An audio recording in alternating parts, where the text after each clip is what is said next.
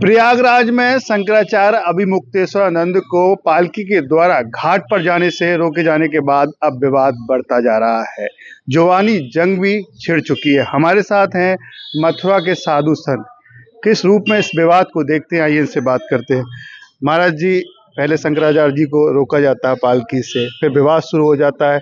ठान लेते हैं कि पौनी अमावस्या का उन्होंने स्नान नहीं किया, अब बसंत पंचमी का भी स्नान नहीं कर रहे हैं। किस रूप में आप इस विवाद को देखते हैं? देखिए, सबसे पहले तो यही है कि हम गए किसके लिए हैं? स्नान के लिए।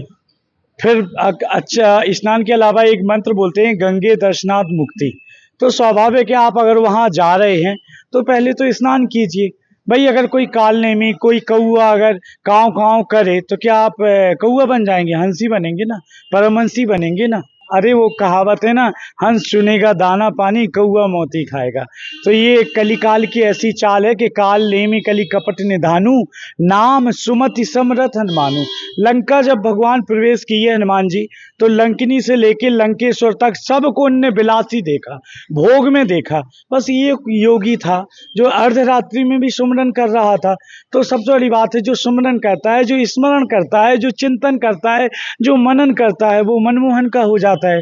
भैया, प्रेम करने वाले नितांत एकांत देखते हैं। हाँ, अगर आप मेला लगा रहे हैं तो सबसे पहले मेला लगाने का विधा क्या है, उसकी विद्या क्या है, उसे कैसे लगाना चाहिए, किन किन लोगों को प्रवेश करना चाहिए, किन किन लोगों को निषेध करना चाहिए। तो ना तो बचपन में किसी को जाना चाहिए और ना बीच में ऐसा। भाई, आप जवान हैं, युवा हैं, तो रोजगार करिए। हमारी बहू बेटियां यंग हैं तो वो अपने घर में रहती थी, लेकिन जैसे ही बचपन आता था तो आप कहते थे चलो अब चलें, अब अपनी तीर्थ यात्राएं करें। तो अब क्या है, सिर्फ भगदड़, शासन, प्रशासन, मंत्री महोदय, विधायक, सांसद, इनके पीछे पड़े। भैया, हमारे ऐसे ऐसे नीम करोरी बाबा जी, हमारे देवरहा बाबा, हमारे गया प्रसाद पंडित जी, हमारे ऐसे ऐसे साधक हुए, दतिया वाले स्वामी जी के शासन प्रशासन स्वयं गिरता था, क्योंकि साधु को कुछ नहीं चाहिए। और फिर ऐसे साधु का अपमान करोगे तो साधु अवज्ञा कर फल ऐसा, जरे नगर अनाथ कर जैसा।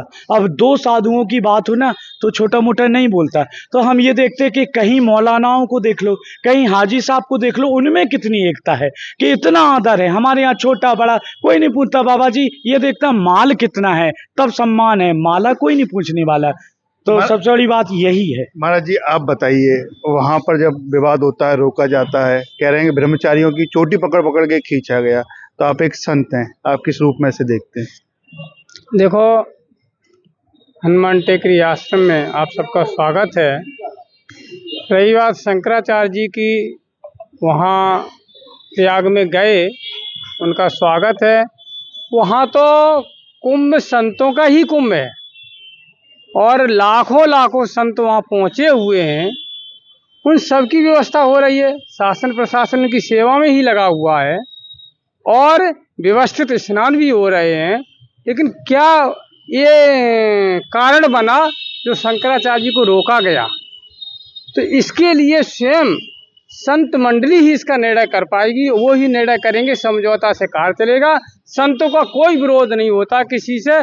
संत सब भगवान के होते हैं और सब भगवान के संबंध से सबको वो चाहते हैं और सबको सनातन धर्म के लिए सबको आमंत्रण करते हैं। और ये तो संतों का ही मेला है, संतों क्यों रोका जाएगा? संत तो दो फाड़ में फंस गए ना, एक दूसरे का समर्थन कर रहा है तो कोई प्रशासन का समर्थन कर रहा है, तो दो अलग अलग बट गए। नहीं, संतों की ये नहीं होता। संतों का तो एक ही स्वभाव होता है कि जो भगवान का है वो हमारा है, जो सनातन धर्म का है वो हमारा है। संत किसी का पार्टी का नहीं होता है, यदि पार्टी का है तो वो संत है ही नहीं। आप बताइए महाराज जी, कोई कालनेमी कह रहा है बिना नाम लिए हुए, कोई उसका पलटवार कर रहा है बिना नाम लिए, कह रहे हैं कि कोई मुख्यमंत्री जी कहने अधर्म कर रहे हैं। ये सब कुछ विवाद चलता जा रहा है, तो कैसे आप इसे देखिए, शंकराचार्य की जो गद्दी होती है, जो भगवान शिव की गद्दी है, ये हमारे सनातनियों के प्रधानमंत्री हैं और हमारे वर्तमान प्रधानमंत्री मोदी जी भी उनके पैर छूते हैं। तो ये तो संशय दूर है कि वो शंकराचार्य नहीं है। शंकराचार्य हैं क्योंकि सभी अन्य शंकराचार्यों ने भी उनको शंकराचार्य माना है। तो हमारे सनातन धर्म की इतनी बड़ी पीठ का जो अपमान हुआ है, तो अधिकारियों को उनके शरणागत जाना चाहिए। संत का हृदय बहुत बड़ा होता है, वो संत उनको माफ कर देंगे, लेकिन अधिकारी नोटिस दे रहे हैं, उनसे माफी नहीं मांग रहे हैं। और कालनेमी शब्द उनके लिए नहीं है। कालनेमी तो वो होते हैं जो गौ हत्या करें, जो समाज में कुरीतियां फैलाएं और सनातन धर्म के विपरीत कार्य करें, वो कालनेमी होते हैं। ये तो शंकराचार्य हैं, भगवान स्वयं शिव शंकर की गद्दी है, तो इस पीठ का अपमान सनातन धर्म में नहीं होना चाहिए। और हम तो योगी जी से प्रार्थना करते हैं कि आप हमें प्रतिनिधि बना के भेजो, हम शंकराचार्य के चरणों को पीकर, उनके चरणों को धोकर पिएंगे और उनसे माफी मांगने को तैयार हैं।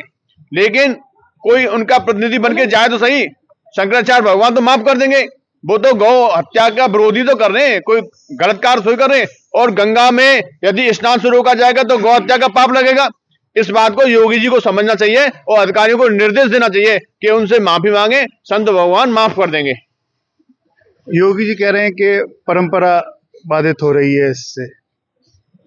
देखिए, ये जो तीर्थ स्थल हैं, जो भी हैं, ये पवित्र किस चीज से हैं? पवित्र जब साध की धूड़ करो स्नान।